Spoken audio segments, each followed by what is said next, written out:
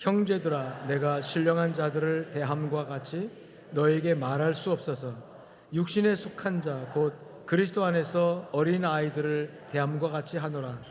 내가 너희를 젖으로 먹이고 밥으로 아니하였노니 이는 너희가 감당하지 못하였음이거니와 지금도 못하리라. 너희는 아직도 육신에 속한 자로다. 너희 가운데 시기와 분쟁이 있으니 어찌 육신에 속하여 사람을 따라 행함이 아니리요. 어떤 이는 말하되 나는 바울에게라 하고 다른 이는 나는 아볼로에게라 하니 너희가 육식의 사람이 아니리요. 그런즉 아볼로는 무엇이며 바울은 무엇이냐? 그들은 주께서 각각 주신 대로 너희로 하여금 믿게 한 사역자들이니라. 나는 심었고 아볼로는 물을 주었으되 오직 하나님께서 자라나게 하셨나니 그런즉 심는 이나 물 주는 이는 아무것도 아니로되 오직 자라게 하시는 이는 하나님 뿐이니라. 아멘. 세계 전쟁사 사전이라는 책이 있습니다. 전쟁사 사전. 이 세계 전쟁사 사전이라는 책에 인류 역사 4,000년 역사 가운데 크고 작은 전쟁들이 3,300여 회가 발생을 했다고 합니다. 3,300여 차례. 그런데 그 3,300여 차례의 전쟁 역사 가운데 이 인류 전쟁 역사 사전에 1,800여 개 정도의 그 전쟁에 대하여 비교적 자세하게 기술을 했습니다. 그래서 인류가 얼마나 전쟁을 많이 치렀는지 그런 얘기를 하고 있는 전쟁사 사전이 있고요. 중요한 거는 그렇게 엄청난 전쟁을 많이 치르면서 인류는 그 전쟁을 통해서 배운 것이 별로 없다는 거. 전쟁이라는 건 뭡니까? 그냥 합법적으로 사람 죽이는 게 전쟁이에요. 합법적으로. 또 합법적으로 인류가 지금까지 건설한 문명을 파괴하는 거. 이번에 여러분 이스라엘과 하마스 전쟁 보시면서 그 엄청난 미사일이 하마스 가자 지구를 폭격할 때 거기 집들이고 아파트고 뭐 그냥 완전 파괴되는 거 보셨잖아요. 그 파괴하는 것이 나라와 나라 사이에 선전포고만 하면 합법화가 되는 거예요. 그냥 무조건 파괴해도 나중에 책임을 물을 수가 없는. 그래서 이 엄청난 파괴와 그 살상을 양심의 가책 없이 할 수 있는 것이 전쟁이라는 그런 도구인데, 그런데 그런 전쟁을 수없이 치르면서도 뭐 정확한 통계인지 모르지만 3,300여 회라 치르면서도 그 전쟁을 통해서 별로 배운 것이 없다. 아, 이렇게 사람 죽이면 안 되겠구나, 뭐 이런 거. 이렇게 파괴하면 안 되겠구나. 다시는 전쟁하지 말자. 3,000여 회 이상을 치르면서도 전쟁 치른 다음에 그 아픔과 그 어떤 고통들을 그 전쟁 후유증이 얼마나 큽니까? 그러면 다시는 이런 전쟁이 일어나지 말게 해야지. 다시는 전쟁하지 말아야지. 뭐 이런 자각이 일어나고 각성이 일어나서 인류 사회가 점점점 전쟁이 줄어들어야 되는데 줄어들지 않고 있어요. 지금도 하고 있죠. 러시아와 우크라이나의 전쟁 지금도 안 끝나고 있어요. 벌써 얼마나 오랜 동안 전쟁합니까? 또 뭐 이스라엘과 하마스 전쟁이라든지 지금도 세계 곳곳에서 다툼, 분쟁, 갈등이 얼마나 많고 있는지 모르겠다. 조금 다행스러운 것은 1차 대전과 2차 대전을 치르면서 좀 그 각성이 일어났어요. 1차, 2차 세계대전을 통해서 6,500만 명 이상의 인명살상이 일어났습니다. 6,500만 명이면요 우리나라 인구보다 더 많은 숫자예요. 양 대전을 치르면서 그렇게 많은 수가 이 지구촌에서 죽어갔어요. 전쟁이 끝난 후에 인류 사회는 이 전쟁이 가져다준 엄청난 인명 피해를 보면서 이 지구촌을 전쟁 없는 평화로운 세상으로 만들어보자, 이런 합의가 이제 있었어요. 그래서 1945년 10월 24일 인류 공동체는 유엔이라고 하는 우리 잘 아는 국제연합, 유엔이라고 하는 하나의 공동 기구를 출범시켰습니다. 지구촌에서 일어나는 분쟁과 갈등을 효과적으로 조정하고 전쟁을 미연에 방지하고, 전쟁이 일어났다 할지라도 좀 화해시켜서 전쟁을 피해 없이 끝내게 만드는 그런 역할을 하는 기구, 그런 조직으로서의 유엔을 출범시켰는데, 이 유엔에 조직된 다음에 적극적으로 열심히 활동을 많이 했지만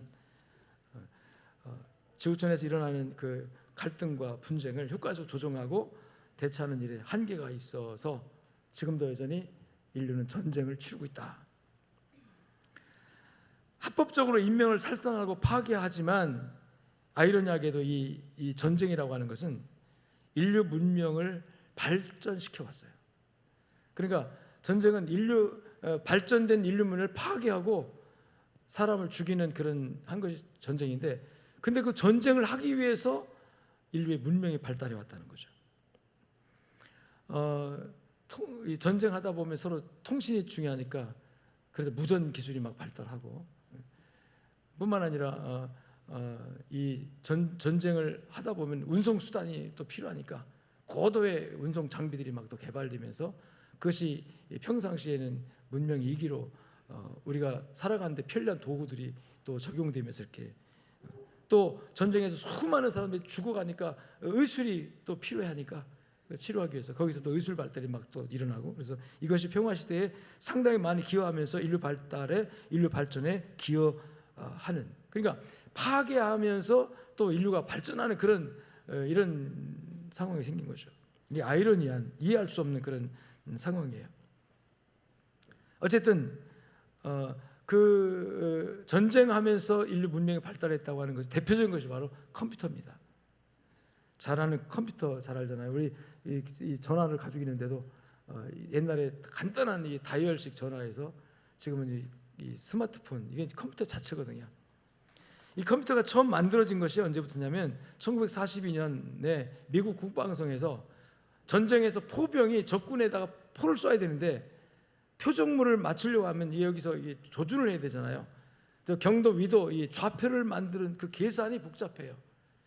그래서 그 계산하기 위해서 그 계산병들이 막 이 계산을 해야 되는데 이게 시간이 많이 걸리니까 어떻게 급속하게 아주 빨리 계산해서 먼저 포를 쏘아야 되니까 그 할 수 있는 방법이 없을까를 연구하다가 발명한 것이 컴퓨터라고 하는 거죠. 처음에 만든 컴퓨터는요 어마어마합니다. 높이가 5.5m예요. 그 다음에 길이가 24.5m입니다.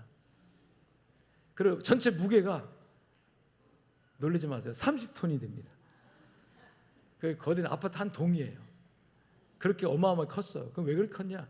거기들은 부속품이 지금은 반도체를 통해서 요만한 반도체 안에 엄청난 기능을 할 수 있는 기술이 집약돼 있지만 옛날에는 그게 이제 다 풀어가지고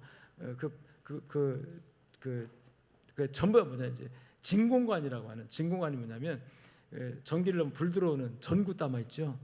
이만한 전구다마, 큰 전구다마가 17,000개 이상이 거기다 꼽히는 거예요.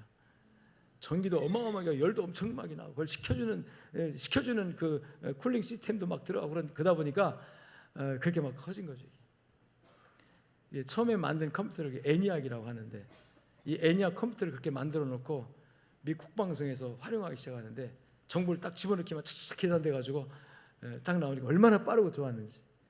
그다음에 계속 연구해가지고 이것이 이제 줄어들고 가지고 지금 요만한 요런 데도 그 당시 만들었던 30톤 되는 컴퓨터보다도 엄청나게 적지만 그 기능은 수천 배, 수만 배, 수백만 배 더 많이 일을 하는 그런 컴퓨터를 만들어낸 거죠. 이게 전부가 다 출발이 전쟁을 통해서 만들어진 거라고 하는 아이러니한 일이죠. 애니악의 발명은 결과적으로 인류 사회에 큰 획을 긋는 사건이었습니다. 21세기 첨단 과학 문명은 컴퓨터가 없이는 불가능한 일이기 때문에 지금은 농사도요 다 컴퓨터로 짓더라고요. 스마트팜이라고 하던가요? 다 컴퓨터로 해가지고 다 이제 농부가 가서 반 메고 땀 흘리고 이거 없어요. 지금 기계로 컴퓨터 해야 돼가지고 다 이거 스위치 하나면 탁탁 하지면 다 수학까지 다 되어지는 그런 시대가 되어지는. 전쟁, 파괴 어떤 과정에서 나오는 하나의 그 창조적인 인류에게 유익한 그런 기능도 있었다고 하는 것은 긍정적인 일일 수 있겠으나, 그러나 이 전쟁이란 자체는 악한 것이다. 악한 것이에요. 있으면 안 되는 것이에요. 자, 전 세계 가운데 인류 공동체 가운데 에덴 동산에서 아담과 하와의 그 갈등, 죄가 들어온 다음에 너 때문이라고 아담은 하와에게 책임을 전가했죠. 하와 때문에 이 선악과 먹게 됐다고. 하와는 하나님의 창조한 피조물 중에 저 뱀이 또 이렇게 책임전가, 이 갈등 구조입니다.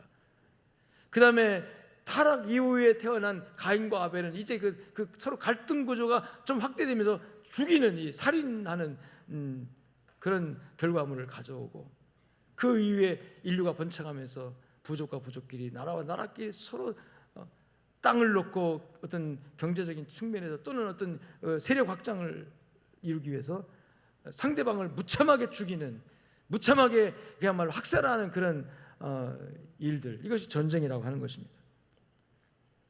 이런 전쟁이 74년 전에 1950년 6월 25일 날 우리나라에서 일어났습니다. 그날은 주일날이었습니다. 다 잠들어 있고 군인과 공무원들이 다 오늘은 주일이니까 토요일 날 다 외박 나가고 외출 나가고 휴가를 떠난, 그래서 무방비 상태, 대책 없이 새벽 시간에 총성이 울리면서 북한군이 남침을 했습니다. 평화롭고 아름답던 이 땅에 씻을 수 없는 엄청난 상처를 남기는 전쟁이 그렇게 일어났습니다. 전투병력의 사상자만 해도 유엔군과 국군을 합쳐서 18만 명이 죽었고, 공산군은, 북한군이 52만 명, 중공군이 90만 명의 인명피해를 냈습니다. 전쟁 기간 중에 100만 명 이상의 민간인이 정말 어이없이 이유도 없이 죽었습니다. 그 가운데 상당수는 우리가 북한군에게 점령돼 있을 때 반동분자로 낙인 찍혀가지고 무자비하게 학살되는, 처형당한 억울한 희생들도 많았습니다. 재산상의 피해는 60만 채 이상의 가옥이, 즉 집이 다 불타버렸고, 우리나라 남북한 합해서 이 산업시설, 즉 공장이라든지 생산시설이 45%가 다 파괴돼 버리는 그런 상황에 처했습니다.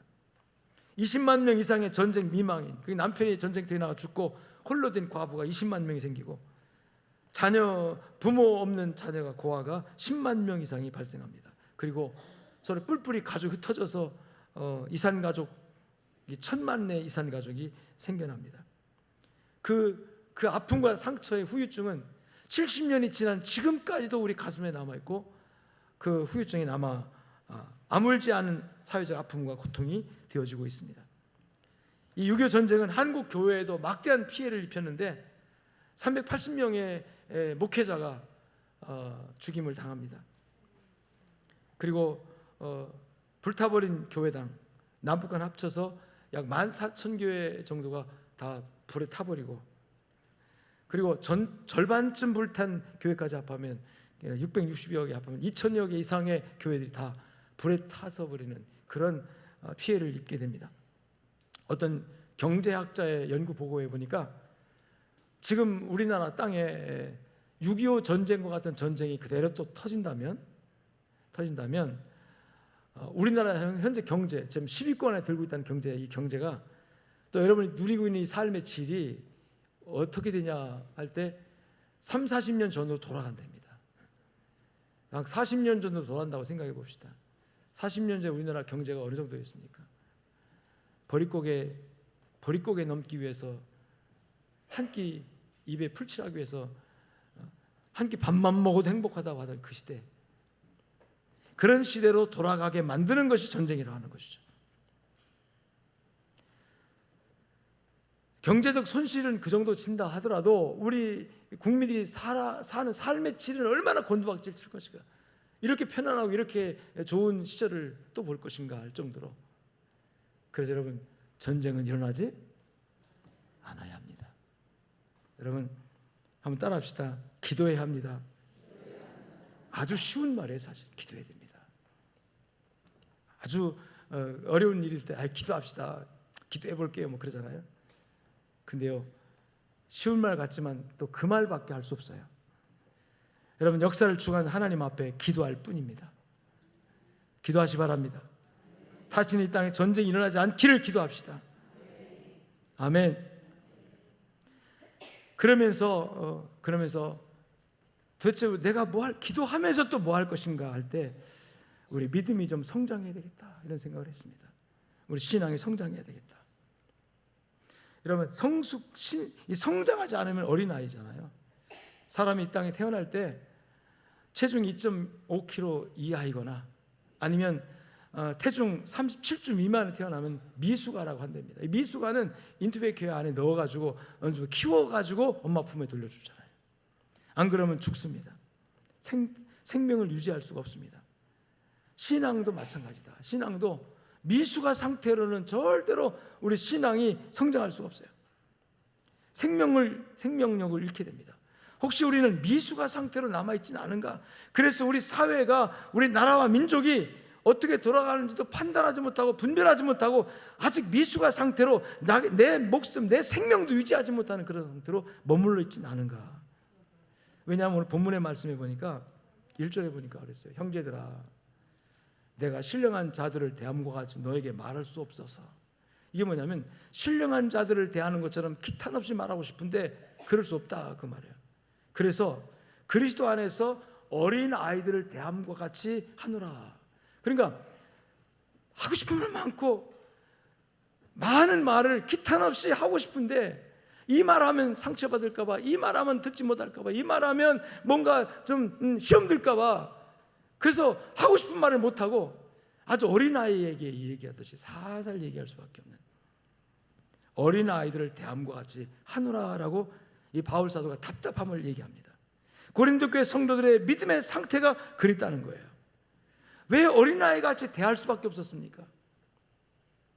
그들이 아직 육신에 속하 있기 때문이라고 말합니다. 3절에 보니까 너희가 아직 뭐예요? 육신에 속한 자로다. 육신에 속한 자. 아직도, 여기서 아직도라는 말 중요해요. 아직도라는 말은 뭡니까? 지금 몇 년 흘렀는지 몰라요. 10년 동안 내가 너에게 가르치고 너희에게 말씀을 통해서 너희를 양육했는데 아직도 어린아이냐? 이런 얘기거든요. 아직도란 말은 과거에 수년 동안, 긴 세월 동안 성장하기를 기다리고 바랬는데 아직도 성장하지 못하고 아직도 어린아이와 같이 미숙한 상태로 있다고 하는 거예요. 육신에 속한 자라는 말은 헬라어로 사르키노스라는 말인데, 그리스도인들이 안목의 정욕과 이생의 자랑과 세상을 따라 살아가는, 세상의 흐름과 여론과 문화에 따라 살아가는 사람, 그리스도인은 그리스도의 정체성을 가지고 하나님의 사람답게 살아야 되는데 아직도 세상의 흐름에 따라 사는 사람들, 이게 세상에 속한 사람, 육신에 속한 사람. 사도 바울은 그 사람들을 어린아이 신자라고 표현하고 있는 거예요. 어린아이 신자이기 때문에 내가 깊은 진리의 말씀을 하고 싶어도 너희가 받지 못할까 봐, 깨닫지 못할까 봐 조심스럽게 얘기한다고 하면서 이 말을 하고 있는 거죠. 겉모양은 어른인데 속은 어린아이. 여러분, 우리 양주교회 안에 이런 모습이 아니라 성숙하고 성장한 모습이 될 수 있게 되길 주님 축원합니다. 그럼 어떤 이 미숙한 신자의 모습은 어떤 신자냐, 어떤 모습이냐 할 때 첫 번째 한번 따라해 봅시다. 젖만 먹으면 미숙한 신자다. 2절 말씀에 그 말씀이 나오잖아. 2절에 내가 너희를 젖으로 먹이고 밥으로 아니야. 젖으로 먹였다. 왜냐하면 너희가 감당치 못하였음이거니와. 여기서 먹인다는 말은 바울 사도가 말씀으로 양육하는 걸 말해요. 영의 양식이죠. 말씀으로 양육할 때 젖으로 먹이고 밥으로 먹이지 않았다. 밥을 먹여야 되는데, 밥을 먹여야 정상적으로 성장하는데 밥을 먹이려고 하니까 소화를 못 시키는 거예요. 밥을 먹이려고 하니까 못 받아들이는 거예요. 그래서 어쩔 수 없이 아직도 젖을 먹이고 있다. 아직도 젖만 먹고 있다는 거죠. 여러분, 성도는요 하나님의 말씀을 잘 받아 먹어야 합니다. 그래야 믿음이 커요. 자기 입맛에 맞는 음식만 찾는 게 어린아입니다. 딱딱한 음식을 먹지 못하죠. 부드러운 음식만 찾아요. 하나님의 말씀을 들을 때 딱딱한 내용의 그런 말씀, 좀 듣기 어려운 말씀들도 있습니다. 신학적인 말씀이라든지 학적인 이런 어떤 조직적인 말씀 같은 거 듣기 어려울 때도 있어요. 그렇지만 어떤 말씀이든 간에 하나님의 말씀, 성경에서 말하는 하나님의 말씀은 여러분 아멘으로 받아야 될 줄로 믿습니다. 되게 어린아이 신자들은 듣기 좋은 말에 아멘해요. 은혜 받습니다. 그러나 책망이나 어떤 부담을 주는 그런 말씀에는 반응을 하지 않아요. 마음이 열리지 않습니다. 칭찬이나 격려, 위로와 같은 말에는 아멘 크게 하죠. 다 감정이 열리면서 은혜를 받는 듯 하죠. 그러나 딱딱한 음식, 즉 책망이나 꾸중이나 또 하나님께서 거룩한 부담을 요구하는 그런 설교를 들을 때가 있어요. 여러분 십자가 집시다, 우리가 감당합시다, 우리가 하나님 위해서 헌신합시다, 죽읍시다, 뭐 이런 거. 어휴 힘드네, 어렵네, 난 저거 못하겠는데, 못 받아들이잖아요. 뿐만 아니라 이 세상에 자기만 가지고 있는 자기의 이 삶의 철학이 있어요. 또 생각이 있어요. 특별히 자기 성향이 있어요. 또 고집이 있어요. 또 지식이 있어요. 경험이 있어요. 이런 것들이 하나님의 말씀이 들려질 때 그것들로 인하여 말씀을 받아들이지 못하게 하는 그 어떤 것도 있습니다. 거기에 가장 중요한 것이 정치적인 신념이에요. 이 정치적인 신념이 내 안에 딱 들어차 있으면 하나님 말씀 잘 안 들어요. 하나님의 말씀을 다 정치적으로 해석하거든요. 젖만 먹는 신자가 아니라 하나님의 말씀 그대로를 받아들이는 신자가 될 수 있게 되기를 주님 축원합니다. 축원합니다. 자기 신념에 맞지 않을 때 불편해하고 거부하고, 그리고 설교 자체를 비판하고. 여러분 설교는 설교를 비판해야 되거든요. 설교는 하나님의 말씀을 비판할 수 있어요. 그러나 자기 신념이나 자기 생각이나 자기 철학이나 자기 경험이나 고집으로 비판하면 안 됩니다. 강연이나 어떤 교수님의 그 가르침은 자기 생각이나 자기 지식이나 경험에 이걸 비판할 수 있어요. 그거는. 근데 설교는 하나님의 말씀 아닙니까? 그 설교자가 두려운 거예요. 그래서 왜? 하나님 말씀을 전해야 되니까. 내 생각이 아니라, 내 주장이 아니라, 나의 어떤 개인적인 것이 아니라, 이거를 강요할 수 없어요. 내 생각 말할 수 있지만 강요할 수는 없어요. 그러나 하나님의 말씀은 요구할 수 있습니다. 하나님의 말씀은 강요할 수 있어요. 이거 하나님의 말씀입니다, 순종하세요 할 수 있어요. 그럴 때 하나님의 말씀이 아닌 거를 말하면 여러분 노하십시오. 하나님의 말씀에 벗어나는 것이라면 아니오라고 하세요. 그렇지만 하나님의 말씀이면 아멘 하셔야 합니다. 그런 말씀을 들을 때 거부되고 불편해하고, 이거 오늘 뭐 아닌데, 목사님 저런 말씀 하면 안 되는데, 이렇게 하는 거. 그게 이제 이 바울 사도가 생각할 때 내가 언제까지 너에게 어린아이 젖만 먹이겠느냐라고 하는 거죠. 이 당시 성도들은 율법입니다. 율법이 그들이 꽉 쩔어있기 때문에 율법적인 설교하면 아멘 할 수 있는데 복음 설교하면 이들이 못 알아듣는 거예요. 그러면서 그건 아니라고 이렇게 하는 거예요. 바울 사도가 언제까지 내가 너에게 어린아이같이 이렇게 하겠느냐 할 때, 여러분 하나님의 말씀은 하나님 말씀을 아멘할 수 있게 되길 주님 축원합니다. 나의 정치적 신념이나 어떤 거와 상관없이 아멘할 수 있게 되길 주님 축복합니다. 두 번째 어린아이의 신앙은 뭐냐면 시기 분쟁입니다. 3절에 봅시다. 아직도 육신에 속한 자라고 정의하고 너희 가운데 시기와 분쟁이 있으니 어찌 육신에 속하여 사람을 따라 행함이 아니리요. 시기 분쟁. 고린도전서 1장 11절에서도 고린도 교회의 이 분쟁 때문에 바울 사도가 골치 아프다는 말을 해요. 근로의 집 편으로 너희에 대한 말을 내게 들렸는데 소문으로도 너희가 싸우고 있다는 말을 들었다. 분쟁하고 있다는 말을 들었다. 당시 고린도 교회는 분쟁에 익숙했습니다. 사람을 중심해서 바울파, 아볼로파, 뭐 베드로파 하면서 서로 그 파당을 지어서 서로 분쟁했어요. 파당을 지어서 서로 싸웠어요. 여러분이 교회 안에 이런 일이 있으면 안 됩니다. 목사파도 있으면 안 되고요, 장로파도 있으면 안 돼요. 우리는 오직 예수 그리스도 안에서 하나예요. 하나님파, 예수파만 있기를 주님 축원합니다. 그때 어떤 분은 하나님파, 예수파가 또 싸워요. 이게 한국의 모습입니다. 한국의 모습이에요. 여러분 시기하고 질투하고 분쟁하면 결국 병나요. 우리 몸은 지체인데 몸들이 서로 싸워보세요. 교회는 하나님 나라는 일치와 화목입니다. 시기와 분쟁이 일어날 때 그걸 화목과 일치로 바꿀 수 있는 능력이 여러분들이 있기를 주님 축원합니다. 이 분쟁, 서로 싸우는 거예요. 서로 파당을 짓는 거예요. 여기에 항상 우리의 정치적 신념이 들어갈 때 싸워요. 다른 건 다 좋은데, 다 마음도 같고 생각도 같고 대화도 통하는데요, 이 정치적 신념이 다르면 원수가 되더라고요. 이 가정에서도 그렇고요. 부부간에 싸워요. 밥 먹다 막 대판 싸워요. TV보다 대판 싸워요. 너는 너 파, 너는 나 파 돼가지고. 우리 한국에 특히 그렇습니다. 조심하시 바랍니다. 우리는 정치적 신념으로 뭉친 사람들이 아니라 하나님의 말씀으로 뭉쳐야 돼요. 싸우다가도 하나님 말씀에 그러면 네 아멘 하고 같은 마음을 가져야 된다는 거죠. 아멘. 여당 야당 싸우다가도 하나님 말씀입니다 그러면 아멘하고 하나님 말씀 안에 하나가 되어야 되잖아요. 하나가 됐다가도 정치적 신념 나눠져 가지고 이렇게 싸우고 있는 것이 우리 한국교회예요. 교회도 마찬가지입니다. 교회도 선거철만 되면 뭐 이 정치적 민감한 어떤 사안만 터지면 이렇게 등 돌리고 서로 미워하고 서로 비난하고 공격하는.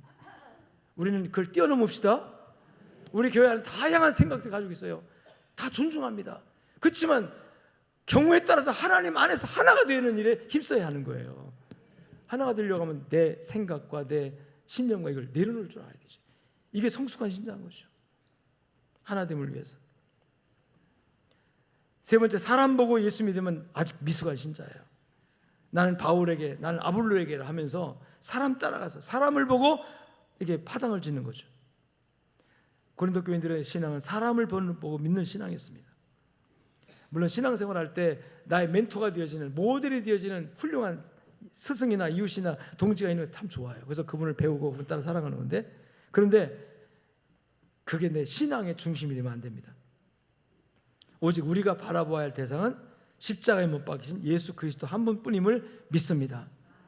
사람을 보면 인간 냄새 납니다. 약점 보이고 부족한 부분 보입니다. 사람 보고 예수 믿다가는 꼭 실망합니다. 여러분, 우리 양정교회 여러분, 담임 목사 박지신 형편없는 사람이에요.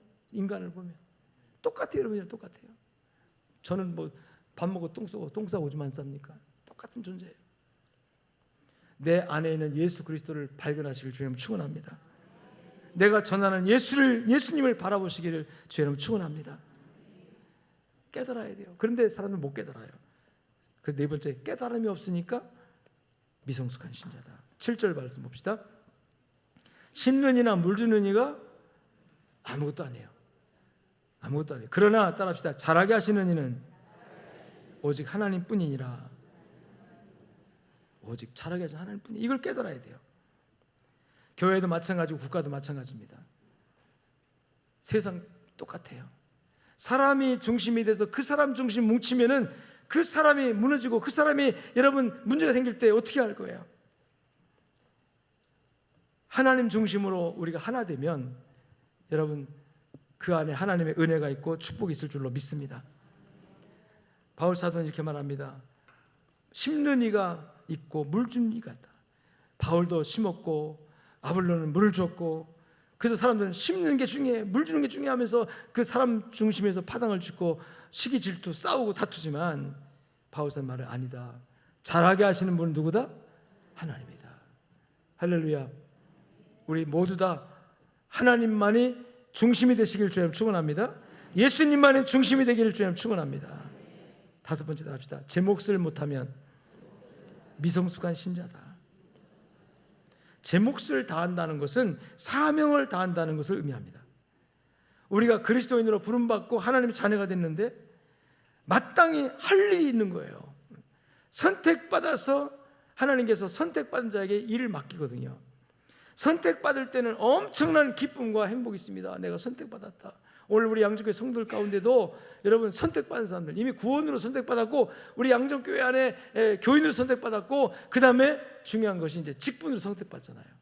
직분으로 장로가 되고 권사가 되고 안수자가 되고 또 목사가 되고, 이 목사도 직분이니까 선택될 때 할렐루야 감사합니다. 나를 선택해 감사합니다. 이 선택의 기쁨을 누렸고 선택의 여러분이 행복을 누렸습니다. 그리고 그걸 지금 누리고 있어요. 그런데 그 이후에 선택받은 자에게 요구하신 하나님의 책무, 이 사명이라고 하는데 이것을 제 몫이라고 표현합니다. 여러분 몫을 감당합니까? 선택의 기쁨을 지나서 이제는 그 선택으로 주어지는 내 몫, 택하여 맡겼다고 그래서 하나님 예수님께서 제자들을 택하여 여러분 복음 전하는 사명을 맡겼는데 그 맡김을 받은 것이 나에게 사명인데 이 사명에 관해서 여러분 무엇을 하고 있습니까? 나는 과연 나라와 민족을 위해서 무엇을 하고 있는가? 교회를 위한 나의 사명은 무엇인가? 여러분 건강하면 몸을 드리고 물질 있으면 물질로 드리고 시간이 있으면 시간을 들여서 몫을 감당하시기를 축복합니다. 이것저것 드릴 거 없으면 나는 기도로 하겠습니다 하고 기도하세요. 무엇인가 주님을 위해서 움직이고 일하시기를 주여 여러분 축복합니다. 어차피 죽어 묻히면 한 줌의 흙으로 돌아갑니다. 너무 아끼고 몸살이지 마세요. 녹슬어 못 쓰는 인생이 되지 마시고 하나님을 위해서 마음껏 여러분 헌신하셔서 달아서 사라지는 삶이 되기를 축복합니다. 달아 없어진다는 건 끝까지 제 몫을 다한다는 것입니다. 우리 교회 김장이 참 맛있어요.